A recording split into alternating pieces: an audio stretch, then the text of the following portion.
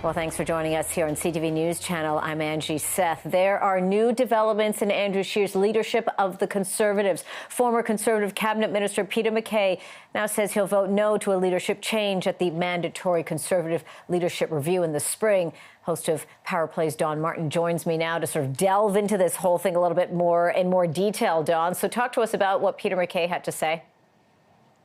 Keep in mind, this follows after his comments a week ago, or a little over a week ago, where he said Andrew Scheer had basically, his electoral performance had been like having a breakaway on an open net and missing the shot. Right. And then talking about his social conservative views being a stinking albatross hanging around his neck. So those were seen as fairly hostile comments. So we had an interview with him today, and at the end we were talking about this thing about Scheer's performance, and he's taking great pains to distance himself from Andrew Scheer. And then he had this to say, which kind of surprised us. Let's listen to the clip.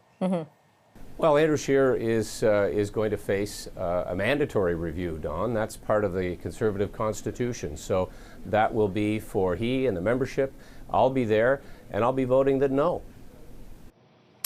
There you go. No. So Andrew Scheer's leadership will be getting an endorsement from the guy most people see as the likely heir apparent to him, should that review go ahead. Now, it's a secret ballot, Angie. I mean, he could go in there and vote any way he wants, but the bottom line is that's a fairly clear sign that maybe Scheer isn't the guy that's trying to take down Andrew Scheer, and that he doesn't really want the job. It's interesting that he says that, Don, because, I mean, if you kind of go back to, as you mentioned, the comments that he made post-election, really missing sort of an open net here. He had a chance to score. But also sort of within the party, there is talk that Peter MacKay might have been the better leader. Yeah, he certainly has supporters here in Ottawa. There are people in lobby firms and the like that are quietly on standby, ready to jump into action if they're given the green light. I think he's been told to cool his jets for the time being, because they want to see how this rolls out. Now, Andrew Scheer's got trouble. No matter what Peter MacKay says, there's a lot of factions that don't want him to continue as leader here, Angie. So I'm not saying Peter MacKay has saved him in any way, shape, or form. It just seems to be that the most likely assassin isn't going to be shooting at Andrew Scheer at that convention. Well, as he says, as you mentioned, it is a secret ballot. So, he says he's going to vote no, but we'll kind of see what unfolds from there. We know Scheer's going to be meeting.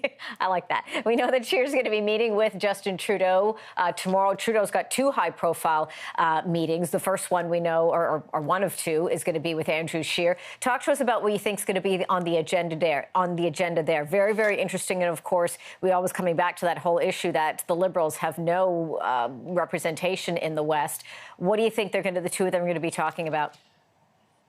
Well, that's part of it, no doubt. But, keep in mind, Justin Trudeau doesn't have to listen to Andrew Scheer. He needs the balance of power is held by the bloc of the NDP, and I'm not sure he's going to bend over backwards to help Scheer. Scheer's already apparently reportedly demanding a return of the House of Commons in the last week in November. I don't think that's possible. It comes too quickly after the shuffle, but he'll be making demands. And we keep hearing this rumble, Angie, that the Conservative caucus in Alberta is trying to put together something more formal to represent Alberta views to the government.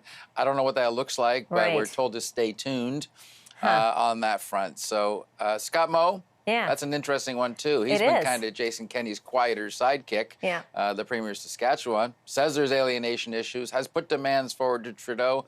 We don't really know how hard he's going to hit the Prime Minister on the alienation file tomorrow yet, but we'll see. And he's one of the five premiers, Don, that we know earlier on were sort of part of that, that iconic picture, if you will, of all of them there together. It'll be interesting to see what his tone is going to be with the Prime Minister. A harsh tone earlier on, even prior to the election, and see whether things are going to get dumbed down. Harsh tone after the election, too. As he said, he demanded that the Prime Minister do certain things, including eliminate that carbon tax. He was not in a cooperative frame of mind the day after the election when I was talking to him. But maybe he's decided to be the good cop to Jason Kenney's bad cop on all these demands that Alberta is rolling out and all these firewall protected moves they're going to make, which are pretty interesting of themselves. So it's a big day for Trudeau tomorrow in terms of trying to get the fires that seem to be burning out west under control. I certainly will. You'll be keeping a close eye on it. Thanks a lot for this, Don. Oh, yeah. You bet.